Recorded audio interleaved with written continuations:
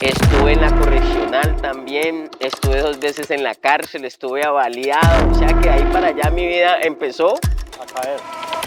en declive. Bueno, buenas tardes, buenos días, buenas noches para todos los que nos están viendo en este momento, los que nos están escuchando. Bienvenidos al Centro Podcast, un espacio que hemos creado hace un tiempo para hablar de diferentes temas de interés de ciudad. Y hoy nos encontramos en un espacio muy bacano al cual nosotros queremos mucho, el invitado del día de hoy y mi persona, y en el cual hemos caminado y habitado por muchos años aquí en el centro de Cali. Estamos en toda la calle 11 con carrera 12, en el corazón de Cali, en el barrio San Bosco, en los límites con San Pascual, una de las zonas que muchos llaman deprimida, algunos la llaman La Olla, un espacio que confluye muchas vidas y muchas realidades de la ciudad y sobre todo del centro de Cali, que a veces muchas personas quieren desconocer y por eso las soluciones muchas veces no llegan.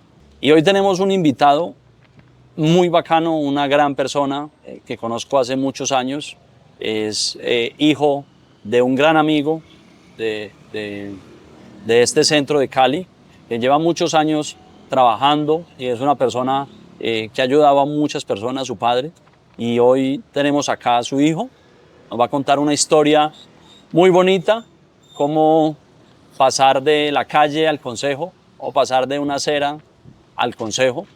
Y bueno, pues quiero primero, no les voy a contar acá la historia, quiero presentarlo y darle la bienvenida a Matías. Matías, hombre, qué alegría tenerte, te agradezco por estar acá, que era un espacio que quería hacer hace rato para poder mostrar esta realidad y pues quién más que vos para contar esta historia. Entonces, contanos un poco quién sos, un poco de tu historia de vida, de dónde venís, quiénes son tus padres, qué relación tenés con el centro de Cali, qué relación tenés con los habitantes de calle. Correcto. Entonces, bienvenido.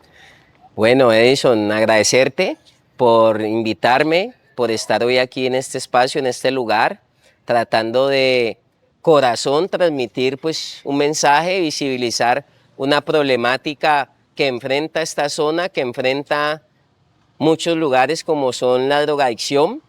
Creo que aunque nos conocemos hace muchos años, pues en este momento nos cruza y el punto en común es que queremos seguir trabajando por esta población que ha sido afectada o que es víctima de la drogadicción. Entonces, pues en este momento... Bueno, pero vení, yo hay algo acá atrás de cámaras que ustedes no ven, pero acá hay una barra la berraca. ¿Con quiénes estás hoy? Yo sé que son personas que querés mucho. No, desde luego, ahí? está mi esposa, Mónica Valencia, y se encuentra un equipo de trabajo de la Fundación Proyectando Generaciones que están también involucrados en el trabajo de rehabilitación y de resocialización de habitantes de calle y de las personas que viven la problemática de la drogadicción. Bueno, Matías, contame entonces un poco de tu historia. ¿Vos quién sos? ¿De dónde venís? ¿Cuáles son tus padres? ¿Y por qué hoy acá en este podcast? Hoy estoy aquí porque tengo que ver mucho con el lugar, tanto por el lado de mi padre y de mi madre. Mi papá, como lo decías, muy conocido aquí en la zona, en el sector del centro, en el comercio. Llegó aquí a trabajar cuando en su momento los paisas llegaron a la zona céntrica.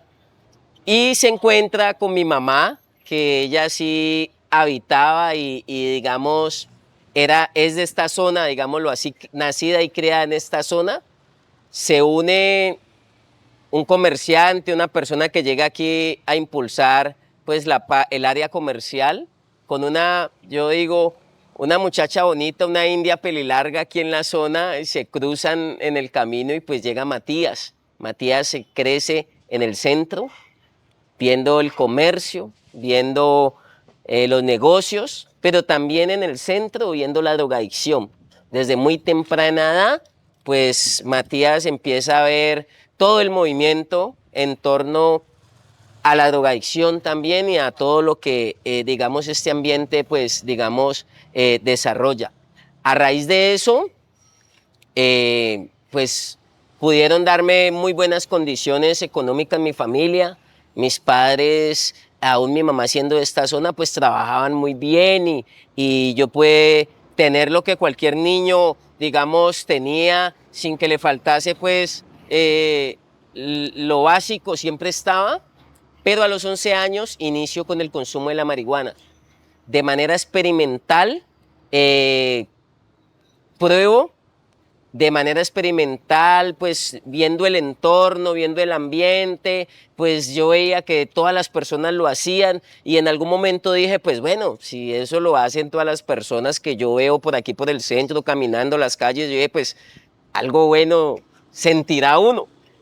Y ahí empiezo yo, pues, digamos, a ser un consumidor, obviamente, paso a paso, ya después fue de manera experimental, quizá por experimentar, aceptación de un grupo de personas que lo hacían, pero ahí empezó uno a caer ya en el abuso de las sustancias psicoactivas. Hay mucha facilidad para conseguir hoy en día, así como comprar pan, comprar arroz, pues también se puede comprar la droga o los psicoactivos. Después, sobre los 13 años, ya empiezo a consumir otro tipo de sustancias, la cocaína, el perico, lo que las personas conocen como el perico, doctor. También los sintéticos, las pepas, en su momento se llamaba clonazepam, roche, y empiezo pues siendo muy joven, pero pues digamos por el hecho de estar en el entorno, centro, comercio, tenía también pues digamos la facilidad también de desempeñarme y de pronto de conseguir algún recurso, de tener algún recurso, entonces se me dieron las cosas. Ve, pero Matías, ahí antes de que sigas con esa historia que creo que la han vivido muchas familias y que yo creo que algunos que tienen familiares que consumen, pues van a ver que es muy similar porque también yo creo que tiene una similitud con muchas historias de personas que están consumiendo en este momento o que consumieron. Vos hablas mucho que una de las cosas importantes, y yo creo que ahora nos lo vas a ampliar, es el apoyo de las familias. Total. Para poder ayudar a que estas personas, estos jóvenes salgan de esta condición. Total. ¿Qué fue eso que te falló en la casa o en la familia que a vos al final eso puede ser una consecuencia que es terminar en la calle? ¿Qué crees vos que falló? Las personas creen que uno, la persona adicta, y pues yo ahorita que llevo pues y trabajo con los procesos de rehabilitación, creen que el problema es en la esquina, es en el entorno, es en el ambiente, es en el colegio, y el problema de la drogadicción es muy válido lo que dice usted, Edison, es de la casa. O sea, mis padres me daban lo que yo necesitaba, pero yo no tenía realmente ese acompañamiento. Y en ese entonces, pues, usted sabe que papá y mamá empezaron a trabajar. Y uno, pues, se quedaba en una casa, podría haber otro familiar que lo cuidara a uno o le revisaban las tareas, pero en algún momento no era suficiente. Y si le sumamos nosotros y ahondamos un poquito más en las raíces de las familias, hay familias que de pronto han tenido problemas, separaciones, divorcios, poca atención, aflora otro tipo de problemática ahí dentro de las relaciones y dentro de la dinámica familiar o las relaciones interpersonales que empiezan a hacer mella en uno como niño y que en algún momento la droga se convierte pues como en ese escape a la realidad que uno puede estar enfrentando en el entorno familiar. Y en esa sintonía que vos decís del tiempo, a veces no estaban o simplemente pues estaba el dinero y estaban como todas las condiciones para uno crecer normal, y que hubo de pronto algunas fallas y por eso terminas también consumiendo y a veces uno recuerda los momentos importantes de la historia de uno como el primer beso, como la primera novia, esa primera relación. Sobre el consumo, ¿te recordás cuándo fue la primera vez que consumiste marihuana, Sí, que decís vos? total. ¿Dónde estabas? ¿Cómo fue? Lo tengo presente. Obviamente yo estaba en mi casa. En el colegio también me ofrecían un muy buen colegio, estudiaba desde luego, hay que reconocerlo. Y ya la curiosidad, ya el entorno, ya el ambiente, por eso yo digo que cuando un joven o un niño consume sustancias, él ya la tenía en la cabeza. O sea, ya tenía la información aquí en la música, la televisión, otro familiar, en su ambiente, pues se da. Entonces decidí armarme un cigarrillo de marihuana con un papel de revista. No joda.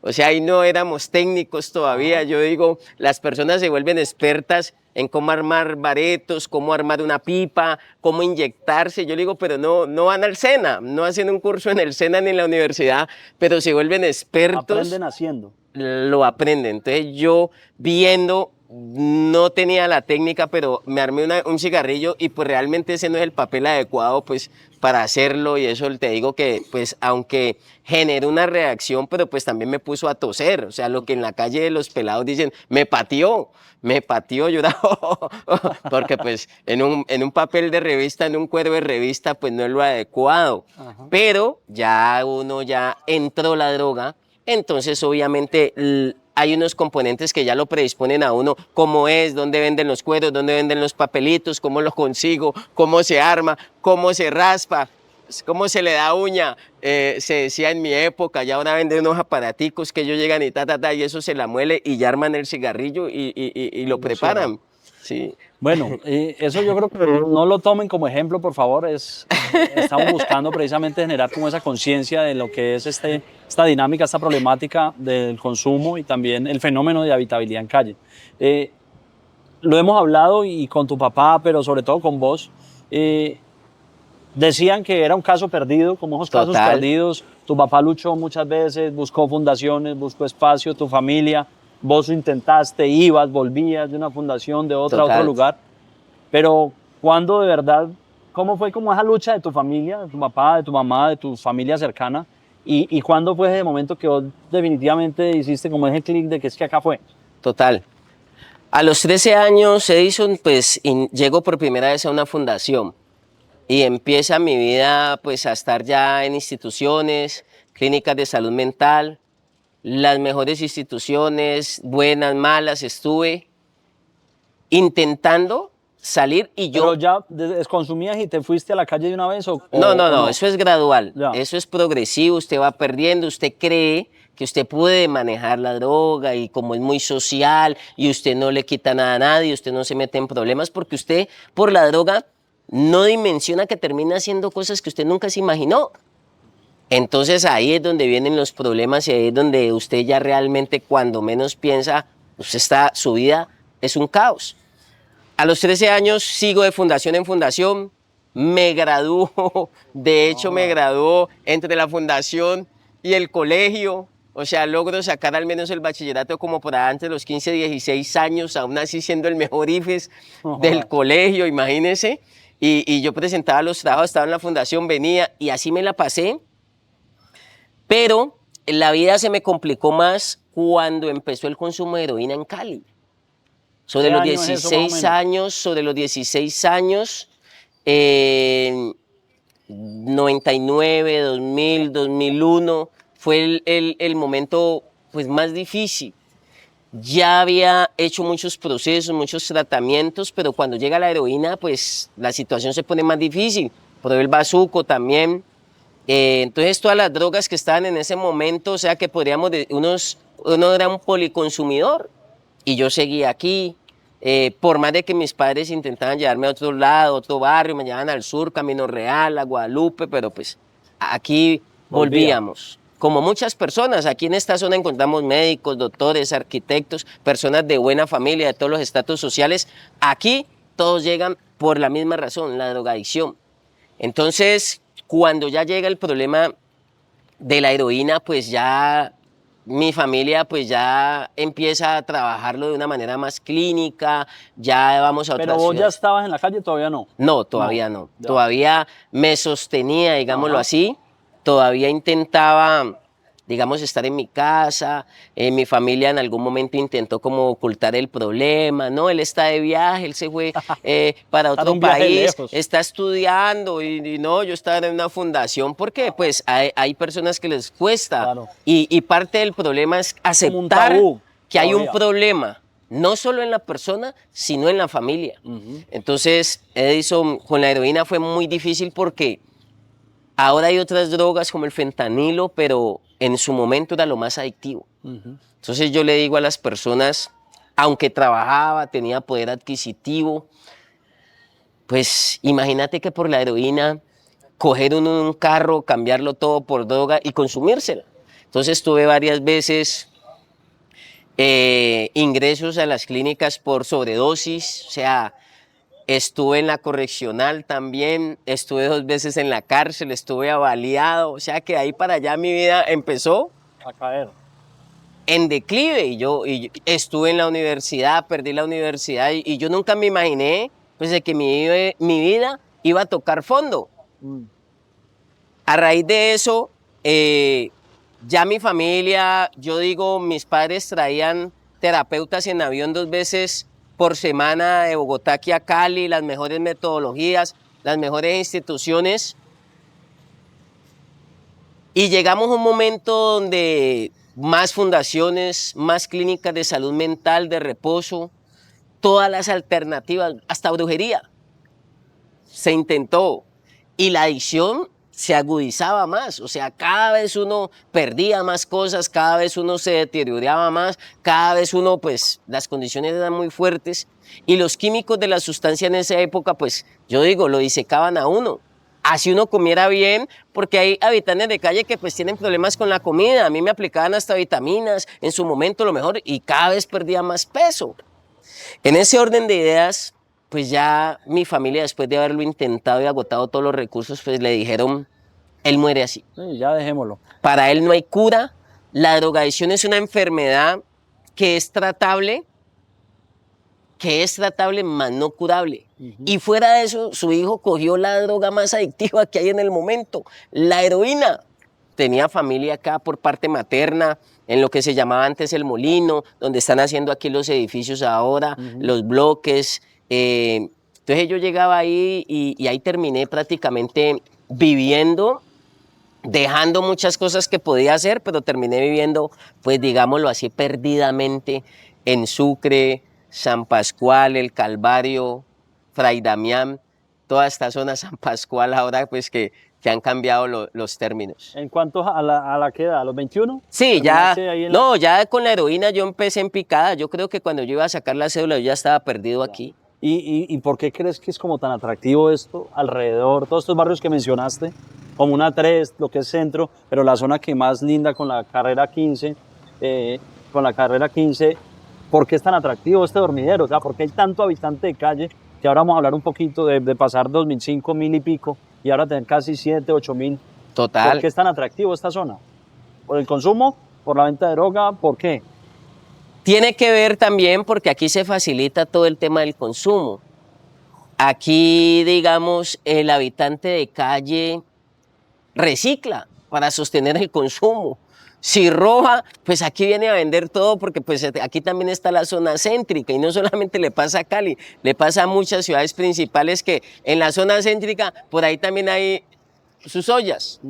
Pero lo que usted dice, también esto se ha disparado tanto que no solamente es el centro, o sea, ahorita Cali y muchas ciudades están enfrentando que hay otros lugares que las personas como que se ubican mejor allí y tienen sus zonas, aquí tenemos la isla, los de la isla no vienen para acá.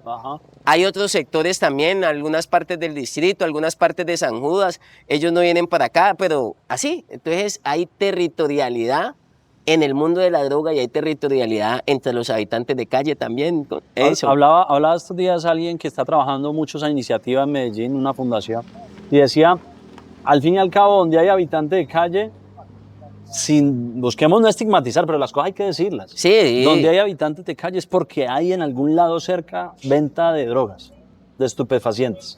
¿Podemos decir eso? Totalmente de acuerdo, por eso te estaba diciendo donde todo se facilite. Y las personas y el adicto está pues donde se le facilita el consumo. Esa es la realidad y pues nos toca que decirlo pues de una manera muy cruda, pero pues intentamos es generarle conciencia a las personas. Matías, entendiendo toda esa realidad y que vos decís más o menos 21, 22 años, ya estabas en un punto último donde ya también tu familia empieza a perder como la esperanza. Pues, no, este muchacho no hay cómo recuperarlo, se nos va a quedar en la calle y ahí morirá. ¿Y dónde fue esa fundación que te llevaron o ese lugar o cómo fue que definitivamente llegó uno, me imagino, el final, que es todo un proceso, porque los otros en algo habrían aportado, porque eso hay que decirlo. Todas esas caídas, entradas y salidas de otras fundaciones, procesos con otros terapeutas, al final sirvió para ese último, que fue el que Total. definitivamente te recuperó. Sí. ¿Cómo se da ese paso? ¿Eso fue, pasaron y te recogieron, te enchumbaron y te llevaron, o fue un proceso en el que vos aceptaste y dijiste, no, yo quiero salir ya, y tomaste una decisión? ¿Cómo fue eso? Total, todos esos traspiés, pues dejaron enseñanza en uno. Entonces, en un momento dado ya yo me había creído que yo iba a morir así, de que ya mi vida terminaba así. Mis padres, después de haberlo intentado todo y desgastarse, ellos dijeron, lo único que estamos esperando es que o se muera una sobredosis o que por ahí le pegaron un tiro y en últimas, pues muy triste decirlo, pero ellos querían descansar, porque un adicto pues convierte en coadictos y le daña la calidad de vida al resto de su familia también. Entonces yo decía y pensaba uno mucho, aunque uno estaba en el consumo por acá o en cualquier zona, uno decía, Dios mío, ayúdame.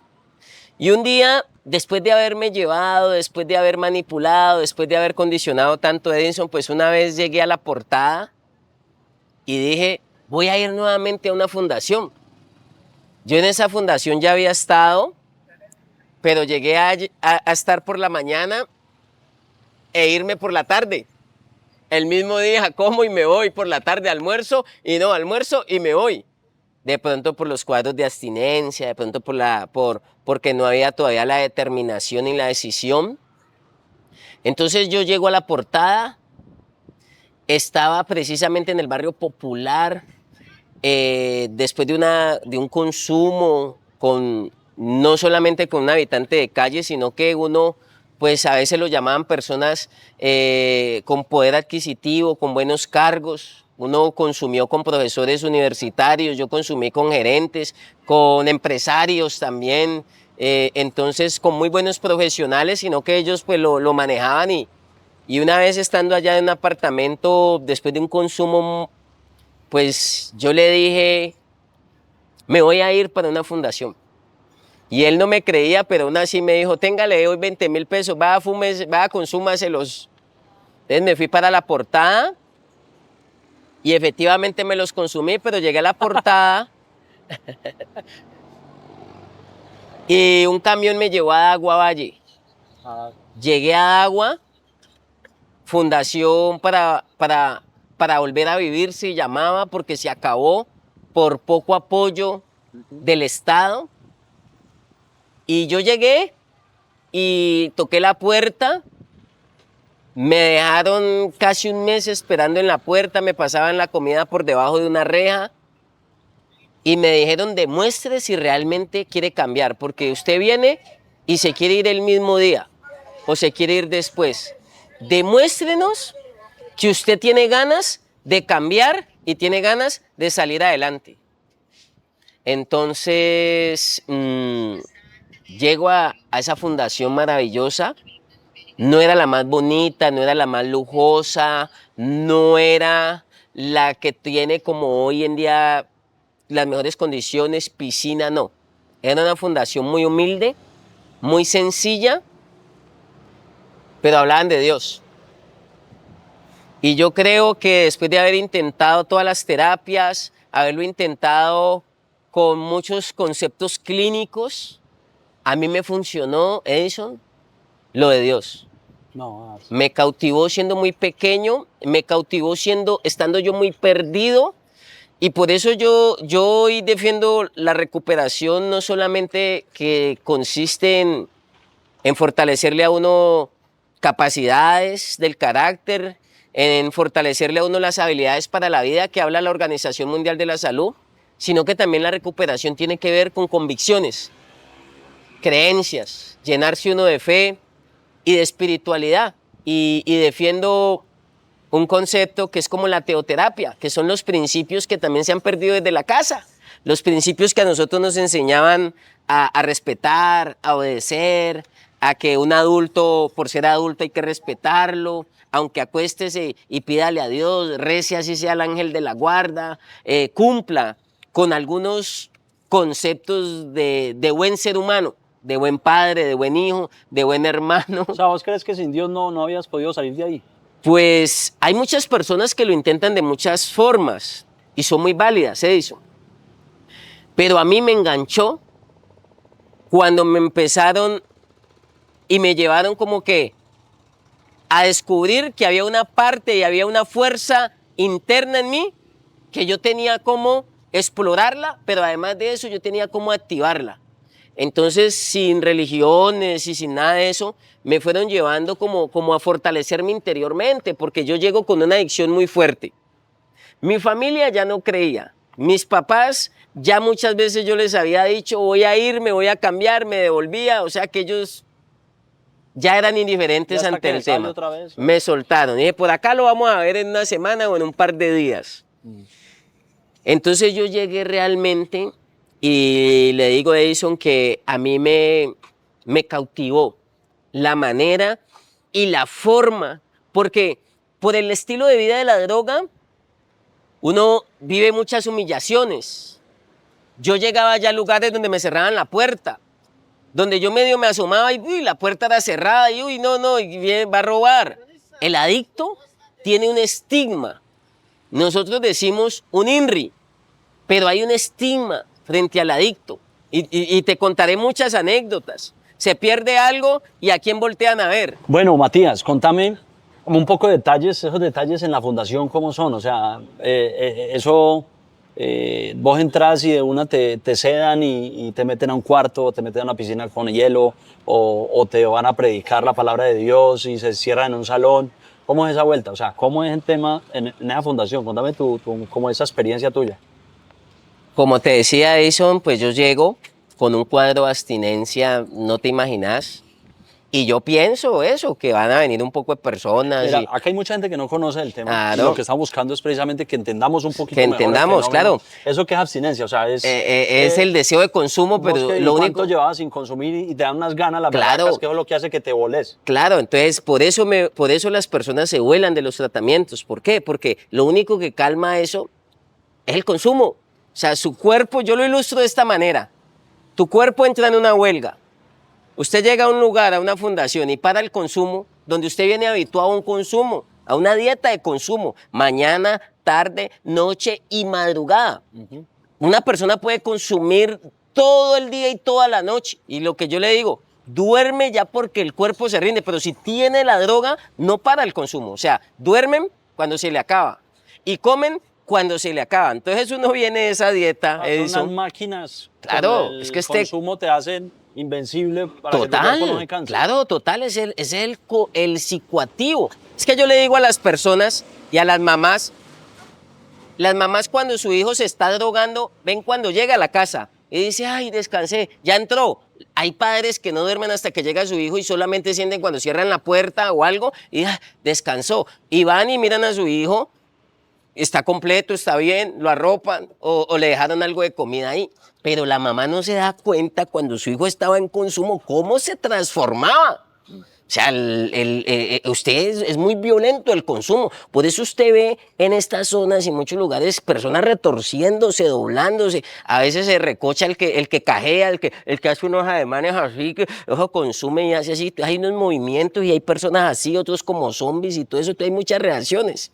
Tú vienes habituado a eso y te lo paran. Ajá. Tu organismo, yo lo digo, entra en una huelga. Ahí es cuando estaba en Correcto, la fundación. correcto. Llego a la fundación, vómito, diarrea, daño de estómago, taticardia, todo. O sea, mi cuerpo colapsa. Y lo único que pedía y que reclamaba era, pues, más consumo. Estoy con una droga que es la más adictiva. Entonces, ¿qué me está reclamando él a mí? Droga. Entonces, Y fuera de eso, no me dan una pasta, no estaban los profesionales de planta en ese lugar, no estaba en la clínica donde me iban a aplicar unos sueros, lo que usted decía, una piscina con hielo, no. Pero sí me sirvió mucho el acompañamiento y el entorno, el ambiente terapéutico que había. Los compañeros me apoyaron, tenía trastorno de sueño, o sea, la ansiedad, el desespero, la sudoración, todo lo que usted pueda decir, o sea, no solamente unos síntomas que tienen que ver con la parte mental y emocional de uno, sino también fisiológicos. Y te digo, Edison, que me empezaron a involucrar en las charlas que ellos Pero tenían. bueno, y vos llegás, entonces empiezan a arroparte en el sentido de que empieza el desespero. Yo me imagino que a la hora, o ya venías desesperado de esa abstinencia, y ya es hora de dormir. Se acuestan en unas habitaciones. Habitaciones. Y empiezan a decir, no, camarotes. tranquilo, vos salís y empezás desesperado. ¿Qué pasa ahí? No, entonces nos teníamos que acostar a las 9 de la noche. Muy temprano. Se apagaba el bombillo a las 9 de la noche y nadie más podía prenderlo o hacer bulla o siquiera pararse a hacer ruido. Y entonces yo tengo 60 personajes ahí que decían a las 9 se acuesta y yo era así, como un bombillo, como una lámpara encendida. Y yo no podía dormir, cuidando ovejas, dicen los muchachos, o sea, mirando para el techo. Y entonces toda la madrugada, pero te digo, no me dieron nada de medicamentos. Ahorita existen unos medicamentos, ahora te dan metadona, ahora pues hay un equipo de profesional que aborda esa problemática. Yo digo que este cuerpo está tan bien diseñado que cuando usted para el consumo, usted empieza a comer, a dormir bien y está en un buen entorno, este cuerpo se va nuevamente organizando. Yo pasé la abstinencia sin nada. Terapia, ¿Cuánto tiempo charlas, más o menos? predicación. El primer mes fue muy duro. El primer mes fue durísimo y de hecho no te dan ganas de comer, no te entra nada, te pones irritable, te da enojo, te da angustia, te da tristeza, te da por llorar, otras veces te pones súper bravo. Entonces yo realmente creo que me sirvió porque yo empecé a concientizarme y no me importaba nada de eso, lo que me importaba es que yo ya quería recuperarme porque yo ya había tocado fondo, porque yo ya sabía que no me esperaba nada más, sino terminar el resto de mi vida muerto, terminar el resto de mi vida, llegar a viejito con un consumo. Y yo decía, ¿será que eso es para lo que yo vengo diseñado aquí, solamente para conocer la droga y terminar drogado hasta viejito, hasta que me muera? Entonces yo ya me había concientizado y había tomado la decisión de que si había algo diferente para mí. ¿Y vos soñabas allá con algo, con familia, o soñabas con ir a abrazar a tus padres y que volvieras como a un entorno normal, o en qué soñabas? Soñaba la familia feliz, soñaba con ver crecer unos hijos, soñaba con dejarlos a ellos en un jardín infantil, yo irme a trabajar, llegar a una oficina, llegar a un trabajo, después irlos a recoger, llegar a mi casa y tener una esposa que me espera, unos hijos que me esperan, estar pendiente de mis viejos, recuperar el tiempo perdido. Yo hoy vivo cosas con mis padres, con mi familia, con mis hijos, en especial con mis padres y con mi papá, que no las viví de niños, que no las logré experimentar de niños. Eso es lo que te niños. daba fuerza. Claro, Vos entonces pensar en eso te daba fuerzas. esos sueños, esas ideas, esas metas, esos propósitos, yo decía, a veces en consumo, y yo le decía a Dios, ¿cómo seré yo con un hogar? ¿Cómo seré yo con una familia? ¿Cómo seré yo en una empresa? ¿Cómo seré yo con un grupo de personas hablando bien de mí, no hablando que corra para allá adicto, corra para allá chirrete, sino que yo decía, ¿cómo estaré yo rodeado de personas que así no me aplaudan, pero que al menos no me estén rechazando, que al menos no estén diciendo, este adicto va a venir y se va a llevar algo de aquí o nos va a poner en riesgo? Entonces yo soñaba con eso y empecé a atrapar en medio de la abstinencia esos sueños. Bacano. Empecé a aferrarme, me aferré mucho a la oración, a la meditación, a la lectura y gradualmente yo sí defiendo que poco a poco nuevamente uno va recuperando un orden mental, emocional y fisiológico también. La vida va volviendo a su estado natural. ¿Cómo? Y que tu cuerpo, y con ese apoyo de Dios o de esa fuerza sobrenatural, vos sabías que podías salir de ahí, sumado a la fuerza que te dan los sueños. Total. O sea, eso de querer hacer otras cosas que no habías hecho por el consumo. Entonces, ahí empezás, entonces un mes muy duro, luego empieza a mejorar la cosa. ¿Cuánto dura este tiempo digamos, de recuperación y que vos ya decís, yo estoy como ya en un punto, o te dicen los profesionales, ya estás como para empezar a foguearte otra vez en la calle y empezar a recuperar tu vida social? Total. Estoy 18 meses interno, después salgo y sigo un proceso también ambulatorio, o sea, yo le doy continuidad, primero interno, le doy seguimiento. Año y medio, oiga, sí. Eso es bastante. Después de 6 meses vuelvo aquí a la ciudad, me traen aquí a la ciudad y yo me sentía como yo digo un montañero nuevamente aquí en la ciudad. Termino mi proceso, no fue un proceso fácil. Tocaba hacer marraneras, tocaba lavar baños, tocaba cocinar, tocaba pasar a filas, tocaba hacer una oración antes de recibir los alimentos, me tocaba que esperar, o sea, empecé a estructurar una disciplina, empiezo a levantarme a ciertos horarios, empiezo a acostarme a ciertos horarios, o sea, empiezo a estructurar muchas cosas que yo no las tenía, porque de pronto las reglas que habían en mi casa yo las violaba.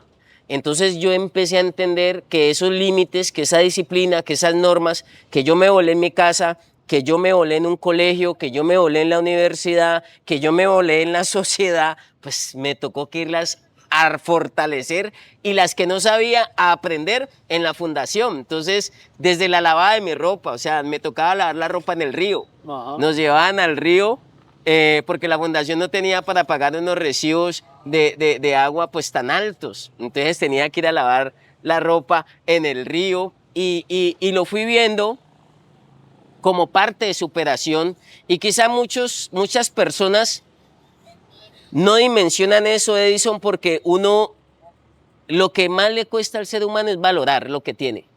Y es muy válido que dice que nadie sabe lo que tiene hasta que no lo pierde. Yo empecé a encontrarle sentido no solo a mi vida, sino que empecé a encontrarle sentido a mis amigos, a la responsabilidad, a la familia, a mis padres, a mis hermanos, a todo lo que yo tengo para disfrutar. Y vos salís a los 18 meses, empezás digamos, a volver a ese mundo, a descubrir de nuevo la ciudad, la familia, los amigos, y volvés a trabajar de una vez, ¿qué te hace pensar?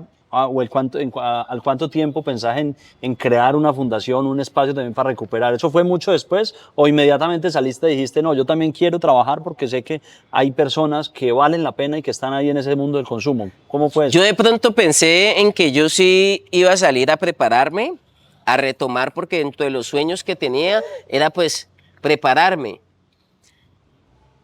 Salgo nuevamente y sigo en el tema del comercio, regreso al comercio, regreso al entorno de mi familia, pero no me imaginé involucrado en la rehabilitación de lleno.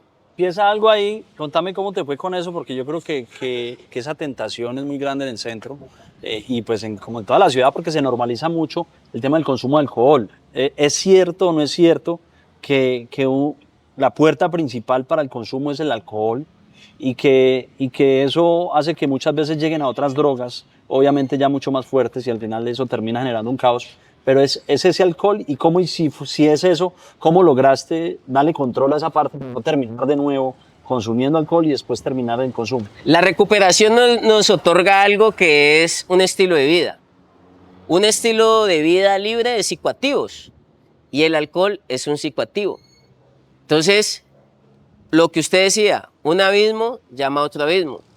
El alcohol me va a llevar a que mi cerebro se predisponga y me va a reclamar otro tipo de sustancia. Entonces yo ya voy a querer algo más fuerte. Entonces por allí yo me voy a ir. Definitivamente yo corté el alcohol. Yo no podía cambiar a mi familia, pero yo sí llevé a que ellos entiendan que ya mi estilo de vida cambia. Y en mi casa se veía todavía mucho el alcohol, el entorno, mis amigos, los fines de semana, relaciones interpersonales. Entonces yo empiezo ya a asociarme con personas que logran entender mi forma de pensar. Porque si yo dejo esa puerta abierta, te puedo asegurar, Edison, que por eso son los gran números de recaídas. Porque pues, ellos vuelven a salir. O sea, vos no puedes caer de nuevo al mismo entorno. Total. ¿Sí? Porque total. al final el entorno te moldea y te genera unos impactos. Total. Y ahí vos entendiste que no podías seguir yendo a ese grupo que te invita a tomar, que es el abismo del abismo que te va llevando, sino que tenías que hacerte a un lado. Total. Entonces, es importante identificar eso. Se llama y se deben trabajar demasiado los factores de riesgo y los factores de protección.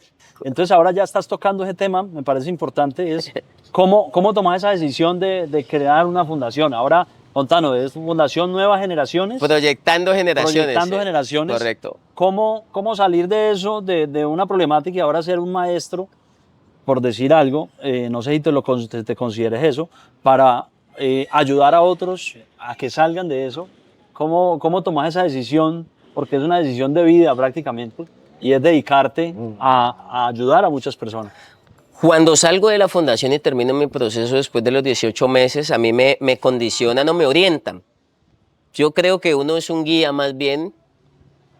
Entonces me dicen, no se desligue de la fundación, vaya 2 veces por semana. Y yo sigo yendo 2 veces por semana, así fuera medio tiempo. Y entonces empiezo a organizar mis horarios educativos, de trabajo, laborales y familiares y sociales, pero habían 2 días a la semana que medio tiempo eran de la fundación. Sagrados. Eran de la fundación. Entonces yo ya iba, veía chicos nuevos, les compartía mi experiencia, los motivaba, pero a la final pues me estaba motivando yo. Se puede, muchachos, háganle, luchen, sueñen, no suelten los sueños. Y efectivamente esos 2 días ya fueron días completos y seguí. Ya después de yo estar 3, 4 meses fuera de la fundación, empiezo a viajar, me empiezan a invitar a seminarios, me empiezan a invitar a diplomados, me dicen que en Bogotá hay un simposio médico y que van a haber unos profesionales que van a hablar de farmacodependencia. Yo empiezo a viajar y me vinculo, y yo llegué fue a la fundación a rehabilitarme, pero yo no me imaginaba que iba a seguir vinculado con la rehabilitación y ayudar a otras personas. Yo sí había hecho una promesa, Edison, que te la quiero contar. Mi mamá estaba en su agonía, en su desespero, y una vez me llevó a Buga. Y mientras ella iba a pagar, pues, no sé, una promesa ya, pues yo la verdad estaba drogado, trago, y casi que cogiéndome las camándulas y guardándome las camándulas al escondido allá y diciéndole, vea, para que las haga bendecir y poniéndome de ruana a Buga, la verdad. Pero por allá en el fondo dije, Dios, si tú me ayudas, si tú me sacas de esto, porque en mi cabeza ya me habían dicho que yo moría así. Yo dije, te prometo que voy a hacer algo por otras personas. Entonces, ya después yo ya iba dejando allí como amarradas unas palabras a un propósito. El propósito de vida o el proyecto de vida que uno tenía, Edison. Entonces pasan los años, sigo vinculados con una fundación, con otra fundación aquí en el centro. Amigos que tenían negocios locales me llevan sus trabajadores y me dicen, vea, usted los puede atender a ellos, es que yo no lo quiero echar, pero es que el pelado me llega tarde porque se pone a meter esa vaina, se pone a consumir y usted me le puede ayudar. Y empiezo yo así como a crear como esa ola y se empiezan a dar cuenta, no, que el hijo de un Casiano, que pelado era un caso perdido y mire que ahora el muchacho es un ejemplo, lo ven por aquí bien vestido, gordito y habla bonito y ya no es tan peleón y ya no es tan problema y ya se le puede invitar a jugo. Entonces sigo vinculado, sigo con un entorno de personas pues que me siguen guiando y pasan esa decisión. Pasan, yo creo, voy a hacer cálculo, Edison, más o menos unos 5 años. Y una persona aquí 5 años desde el proceso después que de rehabilitarme, meses. yo creo que más, un poquito más, porque en este momento la fundación está próxima a cumplir 15 años, o sea que pasarían más o menos unos 6 años, más o menos 6, 7 años más o menos. Entonces yo sigo atendiendo personas aquí en las oficinas, yo pedía permiso y me daban un escritorio y yo ahí iba el trabajador y le daban permiso 1 hora y subía allá y yo le hablaba, mire la droga esto, mire, no era uno tan técnico, pero uno le decía, hermano, si yo pude, usted puede. Mire, no hay una persona que entienda mejor a un adicto que otro adicto. O sea, hay un lenguaje es importante ese que punto. conecta. Y yo soy defensor de ese concepto. Mire, yo no voy a diferir de los profesionales, de la policía, de la fuerza pública, pero cuando las personas se tratan de recuperación y de cambio, y uno va y le dice, yo pasé por eso, yo también me superé, yo también consumí, hay una conexión que no sé cómo explicársela al día de hoy, Edison, pero conecta, e impacta y toca. Y entonces ya son 2 que se cogen de la mano que pueden avanzar. En ese ejercicio de yo hacer esa terapia ambulatoria, y enviaba fundaciones, sobre todo a la ciudad de Agua. Vea que ayúdeme con mi hijo. No, pues yo atiendo aquí ambulatoriamente, a mí me dan permiso, pero enviémoslo. Entonces yo llamaba a la fundación, vea que es que tengo un conocido, me lo reciben y empecé así. Hasta que un día una persona aquí en el norte de Cali, ahí en el barrio San Vicente, sector Pasarela, cerca al terminal, me dijo, yo tengo una casa vieja ya, hermano, ¿usted por qué no coge esa casa vieja? Y me iba a entregar una bodega aquí en el centro, pero pues te digo la verdad, Edison, esa bodega, él prefirió alquilarla porque pues una bodega para el sector comercial, pues usted sabe que genera un muy buen ingreso. Y entonces yo le estaba pidiendo, era prestar una casa, una bodega, pues entonces él me dijo, ya, lo de la bodega no lo puedo hacer porque me salió alquiler, pero yo tengo una casa ahí por el Seguro Social de la Uribe, coja esa casa y meta sus locos ahí, hermano. Y así se dio y así nace ¿Qué tiempo? ¿Recordás el año o no? Proyectando generaciones. Yo empiezo a legalizar papeles y documentación más o menos, Edison, 2000, tenemos casi 15 años. 2013. No, antes. 2010. Lo que diga ella. Sí, yo no mando ahí. Sí. Y ya. Entonces yo empiezo a legalizar. Pero sí me dijeron, vaya legalizando. Y yo iba a fundaciones, empiezo a trabajar por días en fundaciones, sigo vinculado, voy a los colegios y doy charlas de prevención. En mi barrio hago grupos de prevención, entonces sigo vinculado con el tema. Pero ya de manera positiva. Alguna vez fui parte del problema, ya pasó a ser parte de la solución. Entonces ya con las personas en rehabilitación, pues eso pues ahorita lo podemos mirar. Pero vos que hablas eso, empezás con esa fundación y vos creo que tenés un enfoque especial que de pronto no tienen todas las fundaciones o inclusive en este momento la administración distrital o otras administraciones que ya tenés experiencia y vos tenés un enfoque más y que lo hablas que es mejor prevenir que reparar. Total. Empezanos a hablar como de ese enfoque, ya estamos terminando, llegando como al final, precisamente en qué se trata ese enfoque, vos cómo lo estás mirando, que es mejor estar con los jóvenes en los colegios, que la administración distrital haga un trabajo desde las diferentes secretarías porque tiene que ser articulado. ¿Cómo es eso mejor prevenir que reparar? Mire, Edison, hay dos conceptos. Uno ya es el tratamiento de las personas que también ya consumen, que ya llegaron allí y que ya necesitan un abordaje diferente. Pero con estas personas también podemos involucrarlas para que ayuden a que otra población no caiga allí. Entonces yo me dedico con estas personas en proceso de rehabilitación, se funda la institución Proyectando Generaciones, yo también me rehabilito barriendo parques, pintando escuelas, entonces vamos por todos los lugares llevando el mensaje que la droga no es el camino, que es mejor prevenir, que se eviten que todo lo que uno sufrió, muchas personas han sufrido, pues que lleguen allá. Entonces con las personas en rehabilitación lo que hacemos es ir y decirle a esos jóvenes y a esos niños, aunque usted tenga problema, aunque en su casa no lo entiendan, aunque en su casa no le compren lo que usted quiera, aunque usted no tenga a sus padres allí con el mejor equilibrio, pues venga, vamos a hacer que usted no viva lo mismo que han vivido muchas personas, sin estigmatizar, sin hacerle apología a la droga, pero yo sí creo, Edison, que estamos muy quedados a la hora de concientizar. Te digo, hace por ahí 13 años lo dije en un muy buen colegio en el sur de Cali, que al paso que íbamos a tener que introducir estos temas en los colegios, no solamente en secundaria, sino también en primaria, porque no hay prevención realmente. Yo sé que hay acciones y que usted como figura política sabe que se hablan de acciones, de actividades de prevención, pero frente a la problemática como está, yo creo que se debe fortalecer. Ahí, Matías, de algo, y es que antes, y creo que también nos decías vos ese dato, antes la mayoría de los que ingresaban a las fundaciones eran de 40 años en adelante. Eran mayores o viejos ya, como nosotros. Pero ahora Total. es los niños inclusive y sobre todo los jóvenes quienes están ingresando a estas fundaciones. O sea, la problemática ya se vino de todas las edades prácticamente. Entonces, ¿cómo trabajar en ese de acá, Matías, salvando cómo es que acá estamos en la calle, en el territorio, con la gente que es? ¿Cómo es ese tema, hombre, que ahora se nos llegó hasta los niños las drogas? Y es verdad lo que dicen y es que alrededor de los colegios les venden drogas sintéticas en gomitas o en vainas. Total, todo eso es muy real, Edison, sino que lo que te digo, como nuestra atención no está volcada a ello, todo eso pasa desapercibido.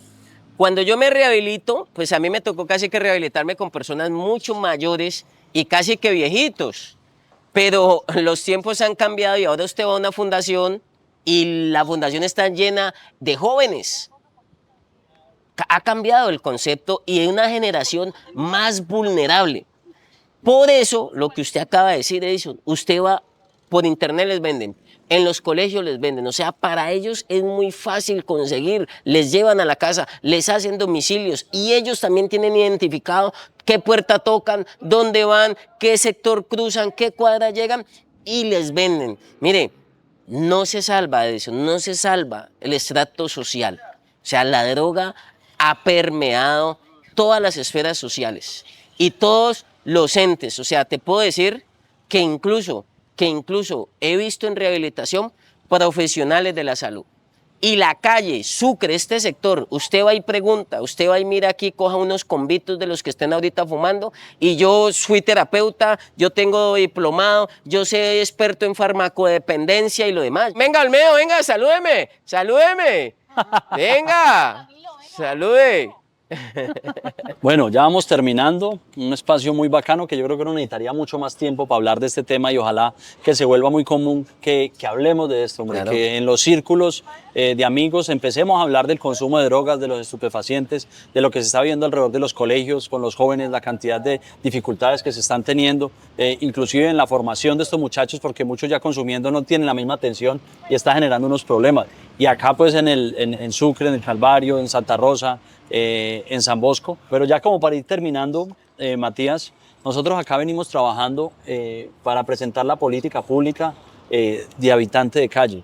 Acá se trató de presentar en el 2019, no se logró por un tema de Hacienda, pero esperamos que en esta ocasión sí se logre aprobar, porque creemos y creo también como concejal que debe haber un enfoque nuevo, diferente, sí. Pero además tenemos que conocer muy bien la problemática para poderla atacar. La problemática de Cali es diferente a la de Medellín.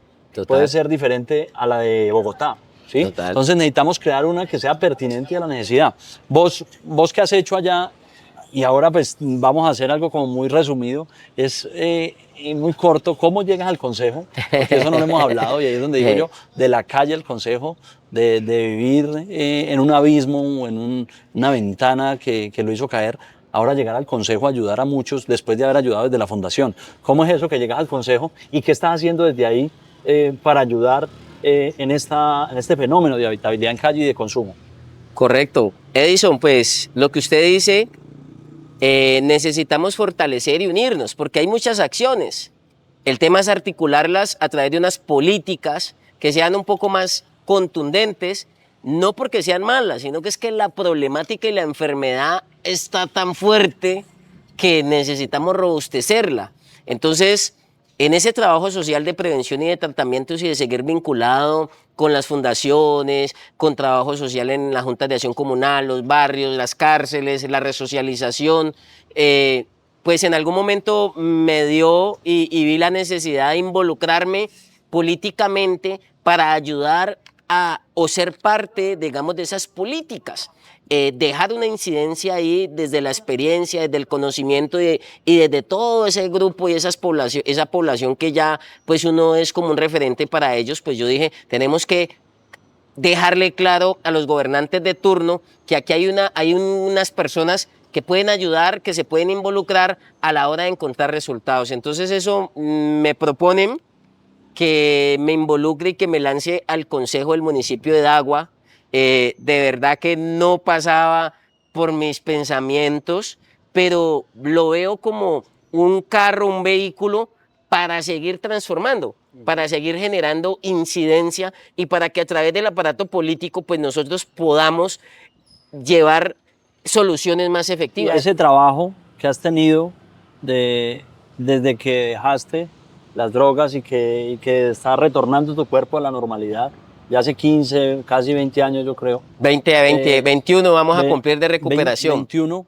Y esto nosotros lo tenemos como una sesión dentro del podcast, pero creo que no es necesario ni siquiera hacer una sesión porque es lo que queremos saber también, porque estas experiencias sirven de lo que, sobre todo, vos lo decías ahora, la mejor persona que le puede ayudar a alguien que está consumiendo es otra persona que consumió. Correcto. ¿Cuál fue ese momento que más te dolió dentro de todo ese momento de consumo hasta que llegaste como a la formación? No después de que ya saliste, sino cuál fue ese momento duro de la vida que vos todavía lo recordás y que de pronto puede que ya lo hayas sanado, pero que te dolió mucho?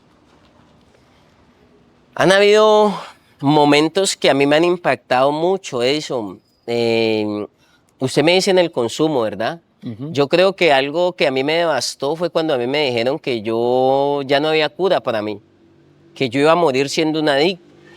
Matías, ¿y cuál es ese consejo que alguien te dio y que vos te acordás, que te sirvió? Un consejo.